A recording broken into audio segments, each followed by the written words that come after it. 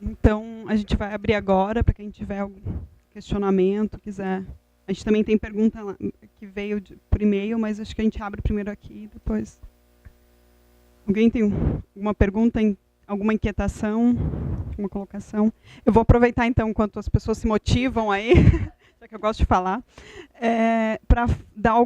Eu vi que essa questão que a Ju trouxe, que é uma demanda que a COF tem, né, a comissão a qual eu e a Ju constituímos, e mais o colega Anderson, que está lá em Chapecó, com o grupo que está assistindo lá, essa temática do transborde dessas demandas da justiça para os profissionais que atuam no SUS, no SUAS principalmente, inclusive na clínica, né, inclusive pela falta de profissionais nos tribunais de justiça, no Ministério Público. Então, com relação a isso, o CRP tem feito algumas ações, a gente tem tentado agendar uma reunião com o Tribunal de Justiça, né? Hoje à tarde vai estar o Alexandre Takashima aqui, acho que a gente vai convidar ele a ser nosso interlocutor lá para conseguir esse espaço, mas a gente já conseguiu uma resposta deles de que eles enviaram para todos os juízes do Estado um documento que foi enviado pelo CRP, explicando as diferenças de atuação, inclusive a diferença de papel de perito e assistente técnico, para demarcar, inclusive a resolução que o sistema Conselho Federal tem com relação a essa temática. Paralelo a isso, a gente tem uma reunião agendada no dia 6 de março com o Ministério Público do Estado de Santa Catarina, que a gente vai discutir alguns desses pontos, entre outros, né? Então, só para dar um respaldo para vocês que a gente nós estamos preocupados com essa demanda e estamos tentando fazer uma conversa de gestores, porque a gente sabe que nem sempre o psicólogo na sua comarca, no seu espaço, consegue fazer isso sozinho, que a gente precisa de uma diretriz do Tribunal de Justiça.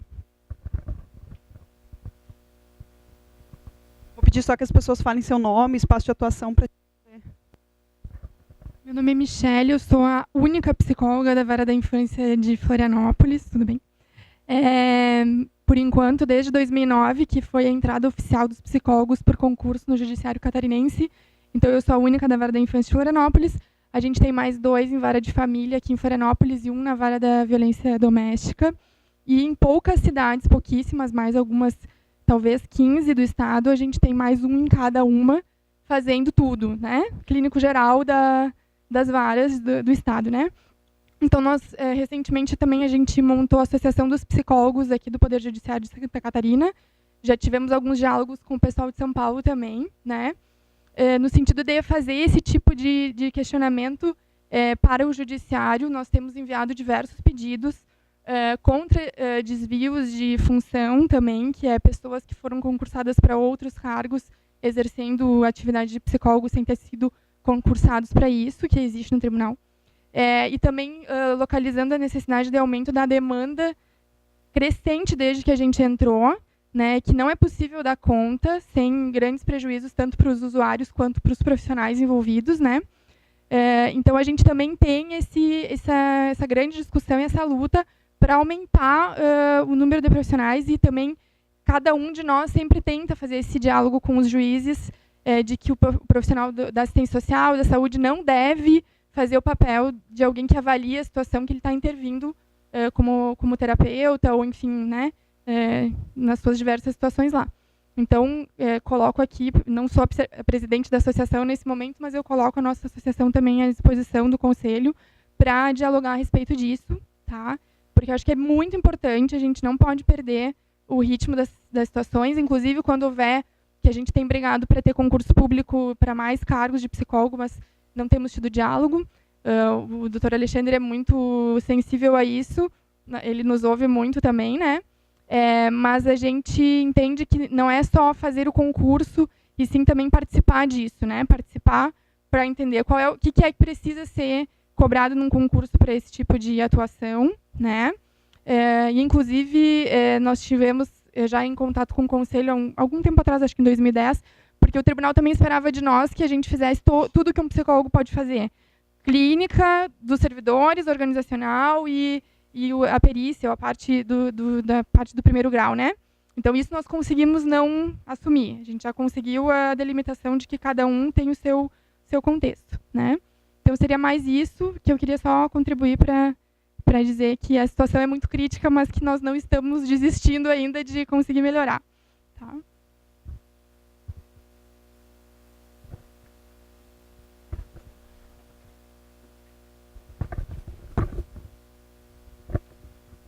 Meu nome é Tati. Eu trabalho no programa de combate à evasão escolar no município de... Eu só gostaria de colocar aqui umas contribuições de uma experiência que eu estou vivendo lá e que está sendo muito rica. Fiquei bem feliz quando você falou na questão do psicólogo e, enfim, de todos os profissionais que tentam buscar respostas. Quando você citou lá da Xuxa, por exemplo, né, falando que levou 50 anos, imagina uma criança. O que eu tenho achado assim, que foi muito rico, eu trabalho na secretaria, conjuntamente com a Secretaria de Educação, e os pedagogos têm ajudado muito nesse processo.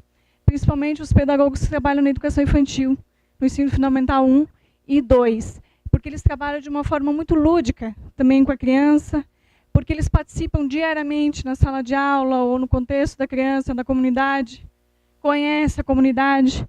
Então, acho que isso é Os profissionais que trabalham nos CREAs, nos CRAS, também podem buscar isso, né, no ICIs, nas escolas, juntamente com os professores, participando também, se possível, na sala de aula, né, os psicólogos florenses também buscando isso, para que não faça realmente isso, colocar a criança numa sala qualquer, né, e com um profissional que, sei lá, viu uma ou duas vezes ou nunca viu, e estar revelando coisas da intimidade, né. Então, acho que o nosso grande aliado é o pedagogo. A nossa equipe lá, onde a gente trabalha, tem pedagogos, tem assistentes sociais, e está sendo uma experiência bastante rica e com muitos resultados, tá? Só uma contribuição aqui.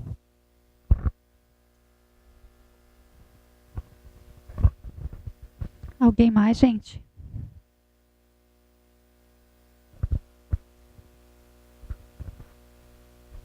Meu nome é Diego, eu sou policial militar e estudante de psicologia. Talvez a minha fala aqui veio mais de um sentido de indignação também, né?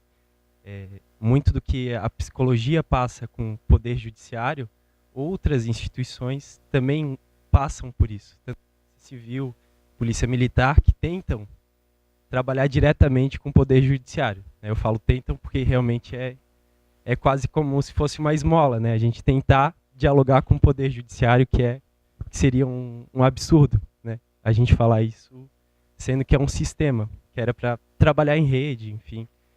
A minha fala veio mais nesse sentido, né? Me toca no momento que a gente diz, a gente tem que procurar o judiciário para começar uma conversa, e não o contrário. Ou elogiar um juiz que ouve o profissional técnico, ouve, mas é até bom que ouça, né? Nos ouça, mas fica a situação flutuante ainda, né? Então, isso vem uma indignação muito grande e para mim parece a mesma situação que eu vejo hoje de manhã. Vem aqui a instituição em si, vem, fala e vai embora. Quer dizer, fica uma posição só, mas troca é como se não fosse necessário, né? Então, eu falo mais pela indignação, tanto como policial militar, como psicólogo, estudante também na área da psicologia, e é só essa questão de indignação mesmo, né? E que é um ponto que esse ponto do poder vai ficar, parte esse ponto do poder para várias questões que poderiam ser resolvidas, né? São questões simples de ser resolvidas, mas a questão do poder em si não deixa que seja discutido. Era só isso.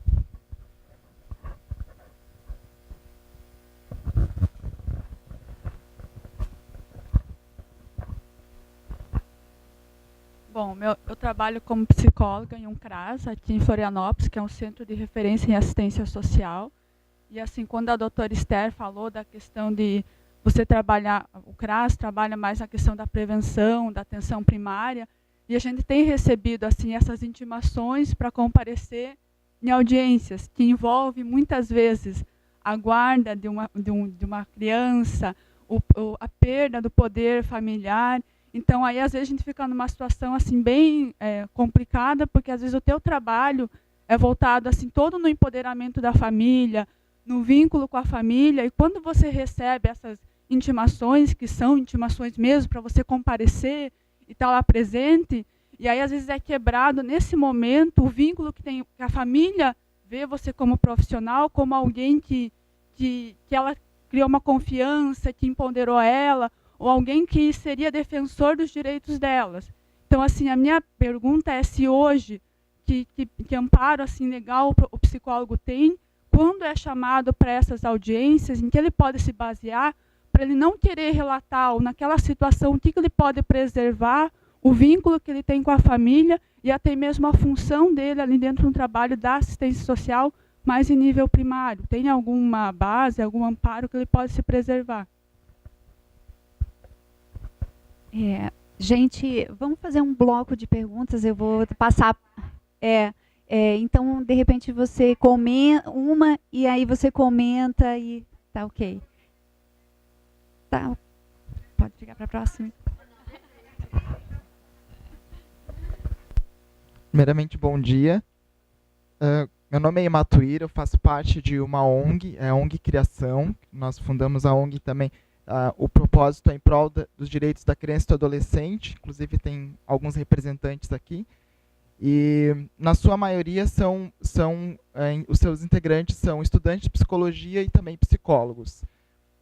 Nós temos um projeto que nós desenvolvemos lá no Fórum de Florianópolis, que é o projeto de mediação com adolescentes, ao qual nós costumamos dizer ao qual foi submetido o ato infracional, porque às vezes o mesmo ato infracional cometido por uma pessoa, um adolescente lá na UFSC, não é tido o mesmo caso de uma pessoa numa comunidade, enfim. Então, muitas vezes a gente se depara com essas questões. E quando você falou da escuta, Esther, me parece que o que nós fazemos lá enquanto mediadores, porque lá nós não estamos enquanto psicólogos, mas, obviamente, a escuta que nós fazemos, o que cerceia foi a nossa formação de psicologia, nós temos nos deparado com violações dos direitos dessas crianças e adolescentes, inclusive pela violência policial, que é uma das coisas que a gente já vem discutindo aqui em Florianópolis. Já conversamos também com o Dr. Takashima, que vai fazer uma fala hoje à tarde, mas que às vezes a gente fica, como nós somos 7 psicólogos que atuamos lá, nós ficamos, embora não estejamos como psicólogos, mas como mediadores, ficamos meio sem o que fazer. Então a minha pergunta é, quando nós escutamos relatos de adolescentes que foram vítimas de torturas policiais, como fazer com que esses adolescentes, que foi pego, por exemplo, com um cigarro de maconha, vou relatar aqui, mastigue esse cigarro de maconha aceso, ou chegue, por exemplo, numa comunidade e peguem um fio e desencape o fio e dê choque nesses adolescentes, eles chegam lá completamente arrasados e não sabem o que fazer.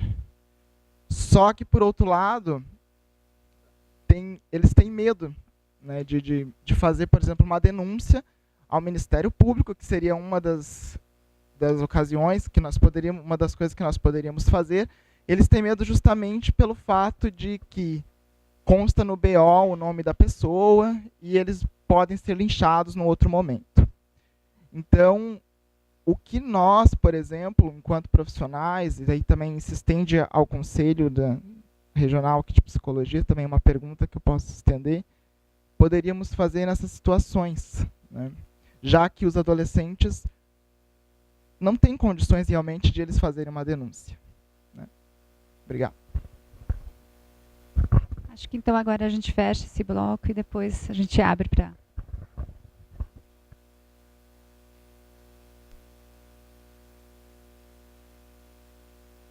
Eu vou ler agora uma pergunta que veio pela internet, lá do pessoal de Chapecó. Tá?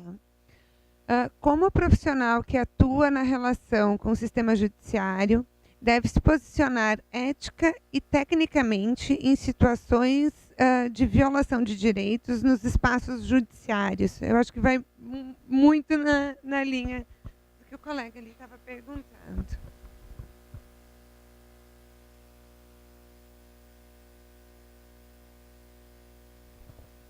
Bom, obviamente, eu não tenho solução para os problemas do... Não. Não, eu acho que ninguém tem, né? Não... Mas eu vou, assim, falar alguma coisa em relação às diversas... Então, interessante, né? Então, eu acho que foi a Michele, né, que falou que foi criada aqui uma associação, né, de psicólogos e assistentes sociais do Tribunal de Justiça de Florianópolis, né, porque tem a Associação de São Paulo, que foi a que fez a solicitação ao CNJ, mas atualmente estão sendo criadas associações em outros lugares do Brasil. Então, Michele, fico muito feliz com isso, né? Porque é uma parceira dos conselhos. Então, eu acho que é legal, porque vai ser uma parceria potente, né? Forte. A Associação de São Paulo é muito atuante, né? E eles promovem, eles são aguerridos, eles são combativos e são atuantes e não deixam a bola cair, mesmo que as coisas não estejam muito bem, mas não desistem, sabe? São muito parceiros mesmo. Gosto imensamente das pessoas da Associação de São Paulo. Acho que eles vêm fazendo um trabalho muito relevante. E eles têm a página na internet, né? O site, que vocês podem consultar. Inclusive, tem lá o livro online que vocês podem acessar, porque esse livro é difícil, às vezes, de conseguir, e às vezes você só consegue se você solicitar, porque não é vendido nas livrarias. Para ter o livro, você tem que solicitar a associação e comprar deles e tal. Eles, em geral, vendem o livro bem barato, mas não tem assim disponível, tem que pedir. E, no entanto, está disponível online, pode ler na página. Que livro é esse? Tem várias coisas lá, mas esse livro particularmente foi justamente em função de que o juiz lá, desse protocolo que eu relatei, né, dessa decisão de fazer uma experiência piloto de depoimento especial em 4 municípios. E foi quando, então, a associação solicitou de várias pessoas para fazer um parecer a respeito desse protocolo e desse projeto. Eu, inclusive, fui uma das pessoas. Então, eles solicitaram pessoas da área jurídica, pessoas da área do serviço social, pessoas da área da psicologia, e depois fizeram um evento lá em São Paulo, um grande seminário, também participei, para discutir essa situação da participação de psicólogos e assistentes sociais neste projeto, inclusive com a ameaça de que, se não quisesse, também não teriam o que fazer. Ou vai ser contratado para isso, ou não há o que fazer. É melhor que a justiça não tenha psicólogos. Então, né, uma coisa bastante autoritária e questionável esse posicionamento. E aí tem esse livro online. Então, acho que vocês, quem tiver a fim de ter mais informações, se qualificar melhor para o debate, eu acho que chama Violência Sexual. É um livro azul, capa azul, que eu acho que começa violência sexual, e aí tem alguma coisa, a opinião dos especialistas.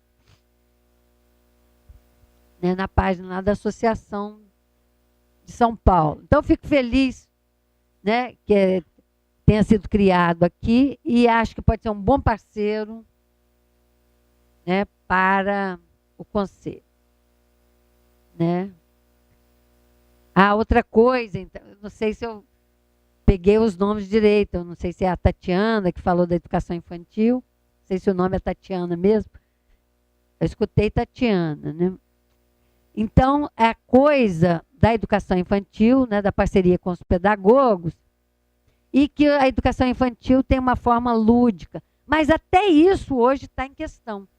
É uma luta também do pessoal da educação infantil, porque tem outras correntes que querem transformar a educação infantil numa outra coisa. Justamente. Recentemente, eu acho que recentemente, não tão recentemente, mas no ano passado, ou há 1 ano ou 2 anos atrás, a Secretaria de Assuntos Estratégicos da Presidência da República, junto, que eu acho que com apoio do Banco Mundial, aí tem sempre que ver de onde vêm as ideias, os apoios, tal, queriam instituir para a educação infantil, veja bem, um teste que vinha, acho que dos Estados Unidos, para avaliar todas as crianças de 0 a 3, 0 a 6, ASQ, o teste que seria, aplicado em todas as crianças do Brasil, de norte a sul, leste a oeste, padronizando, para fazer o quê? Uma avaliação da criança. Com que objetivo? Para fazer o quê? Dos resultados, sendo que existe toda uma proposta dos educadores da educação infantil que vai na direção totalmente da cultura da infância, da questão lúdica, do respeito à singularidade da criança. Então, você vê que os embates, eles estão acontecendo em várias áreas, né? Então, em relação, por exemplo, à questão do recolhimento compulsório, no caso do crack. Então, se diz, quer dizer que vocês da saúde mental, vocês não querem que o Estado faça nada? Como se a opção fosse ou é recolhimento compulsório, internação compulsória, ou desassistência. Não é nem recolhimento compulsório, nem desassistência. Obviamente, poderá haver casos de internação, mas não como medida única e generalizada. Para isso, existe toda uma política de saúde mental que também vem sendo combatida. E é, de uma certa forma, uma reintrodução do manicômio via questão das drogas. Não é que a questão das drogas não seja séria, mas a gente vem construindo, desde a Constituição de 88, uma política cidadã de saúde mental no território, que tenha vários dispositivos, desde aqueles lá na ponta, né, que não pergunta nada, para que moradores de rua, população de rua, possam chegar perto. E a partir daí, fazer algum trabalho, sem o medo de serem aprisionados e tal. E essa política também vem sendo contestada. Então, na educação infantil também da mesma forma. Então, veja que esses embates, eles estão em vários lugares. Tentativas de instituir protocolos na educação infantil. Protocolos, assim, padronizando o comportamento de professores e funcionários em relação à criança, como se fosse numa fábrica. Como se troca uma fralda de uma criança. Pega-se a criança, põe na mesa, pega a fralda. Pô, muito americano esse tipo de coisa. Pode ser que isso seja bom para os americanos, mas é a nossa forma de lidar com as questões. Então é importante que a gente veja que esses embates, eles estão se dando em vários lugares, né? Na educação infantil, na saúde mental, na área do judiciário. E é importante identificar quem são as nossas pessoas, as parcerias que a gente pode fazer.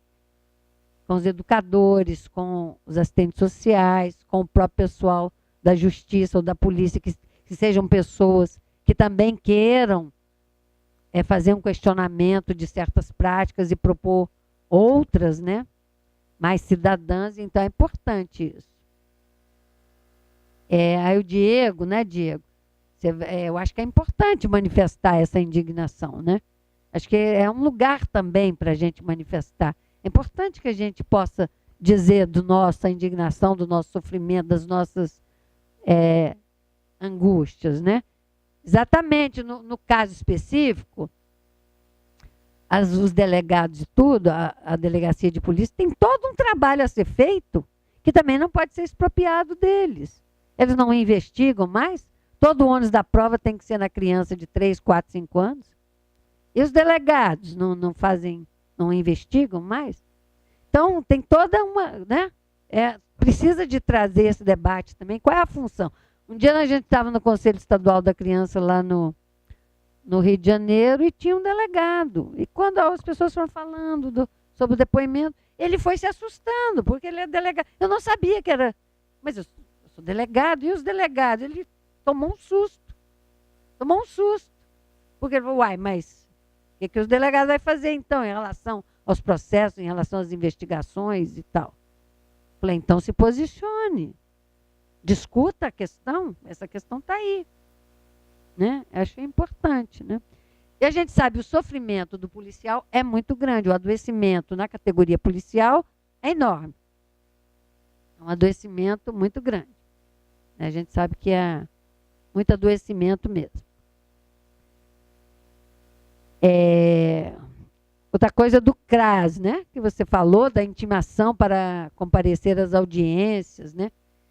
Nesse seminário que teve lá em São Paulo, que a associação fez, teve um expositor que foi a Aldaísa Sposati, né? Que ela tem muito conhecimento dessa política da assistência.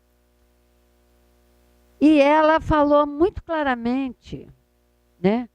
O CRAS não tem função investigativa. Não tem função investigativa. Então, não se pode agora, sabe, transformar todos os psicólogos e assistenciais e assistentes sociais em função investigativa. Por quê? É função do psicólogo e do assistente social, ainda mais nesses espaços, ter uma função investigativa, e se ele está ali protegendo a família, mesmo que tenha litígios, está protegendo, tentando restaurar os laços possíveis daquela família, aí ele é convocado para fazer uma função investigativa, e tem a questão da filmagem também, e da prova emprestada, porque era para fazer, o CREAS era para ter função investigativa, porque ele, é assim, então os psicólogos não querem fazer no tribunal, então vai para o CREAS, não quer fazer, vai para não sei aonde. E era, nesse de São Paulo, uma das propostas era transformar o CREAS em local, havendo uma denúncia de abuso, na escola, no conselho tutelar, onde fosse, na família, se encaminha lá para o CREAS. E lá a equipe vai fazer a função investigativa e vai filmar. Porque é a prova filmada. Pois é, e a Aldaísa ela foi muito clara, o CREAS não tem função investigativa. Não pode o juiz de uma penada transformar toda uma política de assistência social. Essa que é a questão. Desde 88 que se vem nas conferências, nos conselhos, nos diversos fóruns, construindo as políticas. Políticas nacional de assistência social, política nacional de saúde mental, política nacional de proteção da criança, política nacional de educação infantil. E as diversas tentativas de destruir ou de ignorar essas políticas com a canetada. Não que a gente não queira, as políticas são importantes, mas, né? E a gente quer eficácia também, mas a eficácia tem que ter ética. Então vamos retirar a população da rua. Pode ser lá que um determinado prefeito, acho que é muito eficaz, você passa com um camburão, com a carrocinha, recolhe todo mundo, joga num depósito, super eficaz, a rua ficou limpa. Mas a eficácia que nós buscamos é de outra natureza, essa eficácia não pode ser sem ética. E também nós não queremos ações fora da política estabelecida democraticamente nos vários fóruns, nas várias conferências. Não tem uma política nacional de saúde mental? Não tem uma política nacional de educação infantil? Tem uma política nacional de assistência? Isso que a Aldaísa está falando. A política nacional de assistência social, debatida, construída desde 1988, desde a Constituição Cidadã para cá, nesses diversos fóruns, nas conferências. não colocou função investigativa para os profissionais. Não é essa a função. Existe função investigativa da polícia, ou de não sei quem, mas não dos assistentes sociais e psicólogos no CREAS. Essa que é a questão.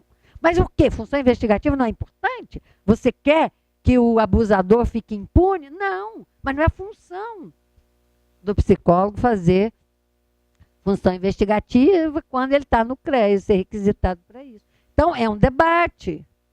Tudo bem, o juiz lá pode pensar que isso é interessante, mas ele não está solto no mundo e no Brasil. Ele tem que dialogar com todo mundo. É isso mesmo?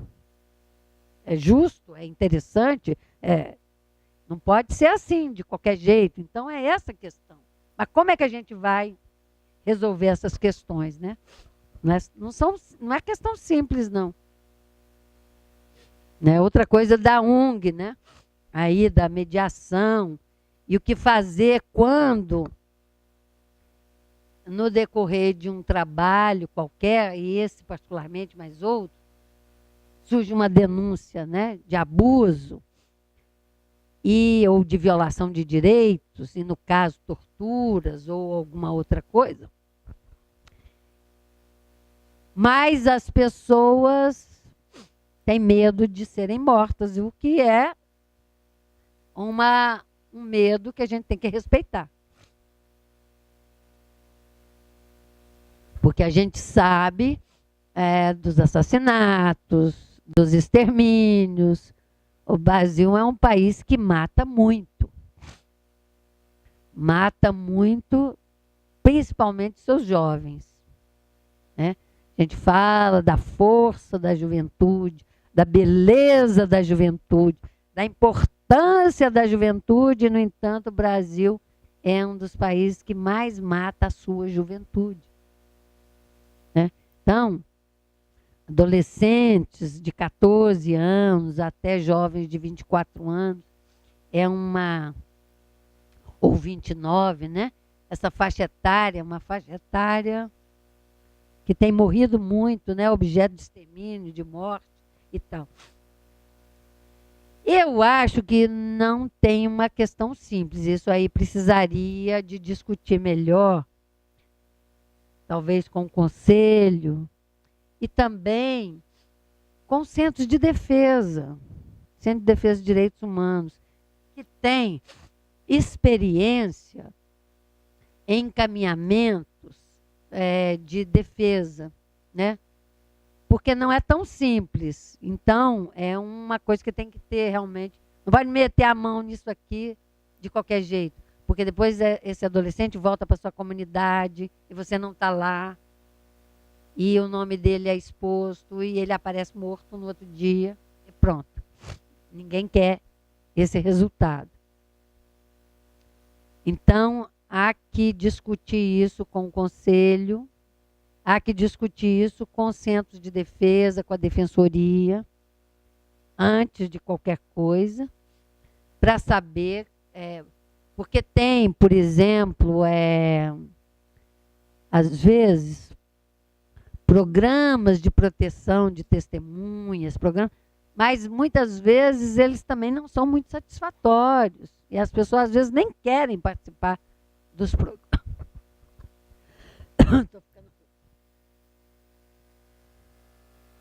Então, eu acho que é um pouco a questão que veio da internet. Que deve ser feito quando surgem denúncias nos espaços jurídicos, né? Olha só, o Conselho Federal de Psicologia, até então, pelo menos, nesses últimos anos, no qual colocou os direitos humanos como prioridade, vem fazendo até então, inclusive, esses levantamentos e as inspeções. Eu mesmo, quando fui da Comissão de Direitos Humanos, e depois o Pedro Paulo está aqui também, foi da Comissão de Direitos Humanos, em outro momento, a gente organizou e fez levantamentos e inspeções nas unidades no Brasil inteiro. quando eu participei da comissão, a gente fez uma inspeção nas unidades do sistema socioeducativo. E constatamos muitas violações de direitos. Constatamos tortura, todo tipo de abuso e tal. A partir daí, em geral, o Conselho tinha essa sistemática de fazer seminários para tirar diretrizes para os profissionais que trabalham nos diversos espaços. Então, outro site que vocês precisam muito consultar é o próprio site do Conselho Federal de Psicologia, e provavelmente dos regionais também tem muito, são as diretrizes estabelecidas pela categoria nesses diversos seminários, a partir de pesquisas e de levantamento de inspeção, as diretrizes para a atuação do psicólogo nessas diversas situações. Então, acho que é importante, porque você tem também toda uma questão ética, né, que você, como profissional, tem que, embora aqui você está falando que não está como profissional, mas, de qualquer forma, é o profissional, e a quem recorrer, porque também tem as instâncias próprias internas da categoria para ajudar as pessoas a saber como encaminhar. E tem as instâncias também maiores, né? Teve uma aqui na mesa, não sei se ele está presente, que é do Comitê de Combate à Tortura. Ele já foi? Já foi, né? Então, num determinado momento, eu participei desse comitê nacional, quando estava assim, começando a discutir os documentos internacionais e a necessidade do Brasil de criar o seu próprio mecanismo. Então, teve um determinado momento que eu participei desse comitê. E essa questão era muito... A questão da tortura no Brasil é uma questão muito séria. Ela vem desde 1500. Você torturava os indígenas, você torturava os africanos e etc. Então, tem aí uma cultura que a gente ainda não superou. E, obviamente, esse ano é 50 anos da ditadura civil-militar no Brasil, 64, né? E vai ter... fiquei com pena, mas depois eu vou ver se eu consigo ver, porque estava tendo, antes de manhãzinha, eu liguei a televisão para ver se tinha um noticiário, estava tendo um programa, umas entrevistas com umas pessoas sobre como é que começou a questão das denúncias de que havia tortura no Brasil, que tinha pessoas mortas e desaparecidas, que é uma coisa que ainda está aí no nosso presente, isso não passou, porque os mortos continuam desaparecidos. A questão da verdade, o direito à verdade, direito à memória, direito de saber exatamente o que aconteceu, direito dessas pessoas, das famílias, enterrar os seus mortos. E aí, assim, a sociedade precisa se apaziguar com essas suas questões, com o seu passado, com as suas... Mas senão, esse passado está aí, senão isso volta nos fascismos que a gente tem aí no nosso dia a dia. Né? Então, essa questão, ela é grave. E, obviamente, eu acho que os conselhos, eles têm já uma preocupação com isso. Tanto do sofrimento do profissional que está ali vendo as torturas, como do que fazer, como proteger o profissional para fazer a denúncia, e como proteger o denunciante. Por quê? Por exemplo, tem o Marcos Rolim, ele foi, acho que um dos primeiros, ou talvez o primeiro, não sei, mas ele foi um presidente da Comissão de Direitos Humanos da Câmara dos Deputados. Eu tenho a impressão que foi quando ele foi presidente que eles fizeram essa Comissão de Direitos Humanos, que fez inspeção, que eles chamavam caravanas de direitos humanos, pelo Brasil inteiro.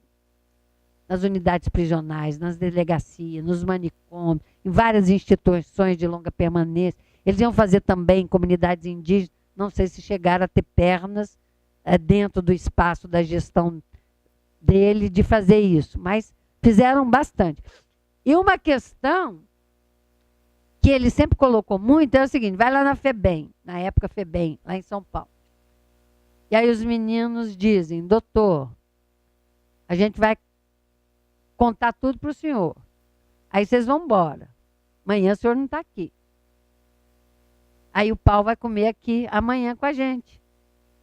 Porque a gente contou coisas. Como é que o senhor vai nos proteger? Aí também é o outro lado da coisa. Se você quer informação, como é que você vai proteger essa pessoa que está dando a informação? Então, é uma questão que é importante no Brasil. Por quê? Como é que você vai proteger? Vai encaminhar as denúncias? Como é que vai proteger? Principalmente quando a pessoa tem medo e a pessoa não quer. Ela, particularmente, não vou fazer a denúncia, eu tenho medo. E o medo não é invenção, é real. Não é uma situação só de vocês, é uma situação mais geral que existe aí nas várias situações. O medo generalizado de ser depois morto, queima de arquivo, vingança. Não estamos mexendo com coisas simples, né? São vidas que podem simplesmente desaparecer. Então, é sério e aí precisa ser realmente discutido. E acho que o Conselho e os defensores, né? Defensoria e mesmo centros de defesa de direitos humanos, pessoas que lidam, não sei aqui em Florianópolis, mas no Brasil inteiro tem os centros de defesa ligados a ANSEDES, no caso de criança e adolescente, né? São centros de defesa ligados à Associação Nacional de Centros de Defesa, né? Mas isso é importante. Depois eu posso ver isso melhor e transmitir para o Conselho para falar com vocês, tá bom?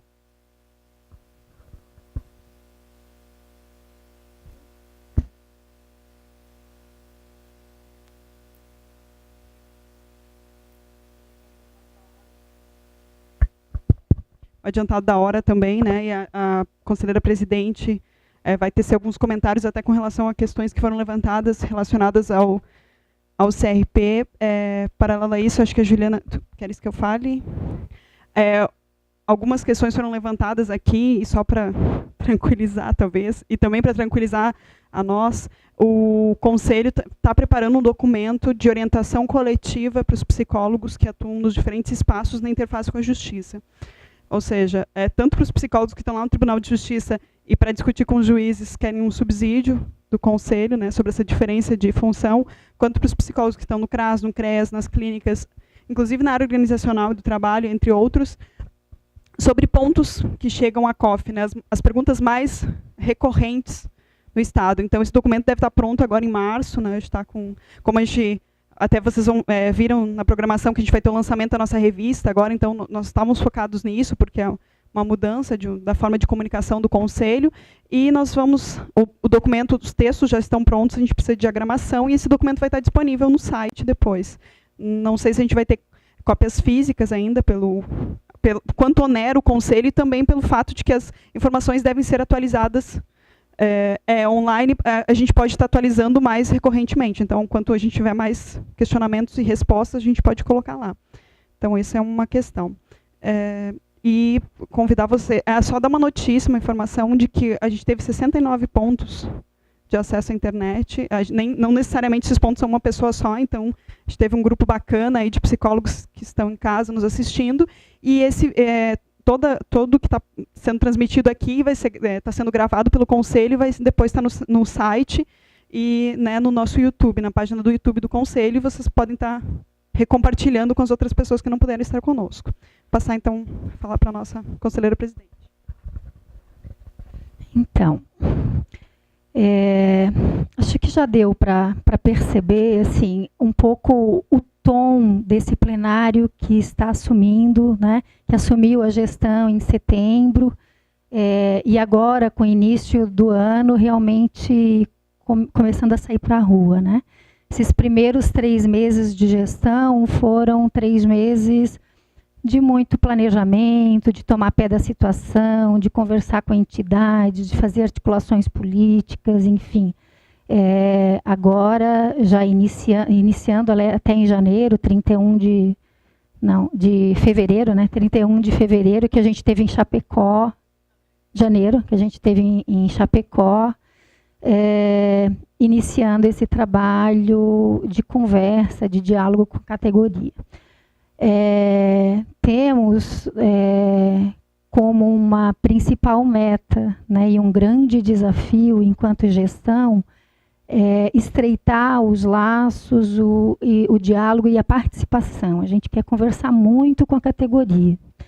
Isso é uma dificuldade histórica no sistema conselhos, né? Porque a gente chama muito, tem muitos chamamentos e tem pouca resposta.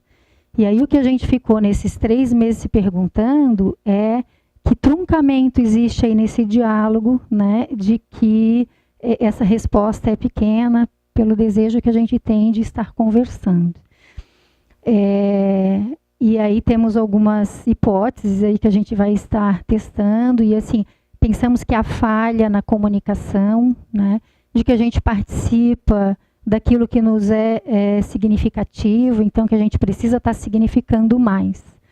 E uma das formas que a gente pensou em poder estar estreitando esse diálogo é a revista, que a Cláudia já falou, né, que vocês vão recebê-la hoje. Hoje vai ser a inauguração da primeira edição, bem interativa, né, assim, uma outra forma de se comunicar.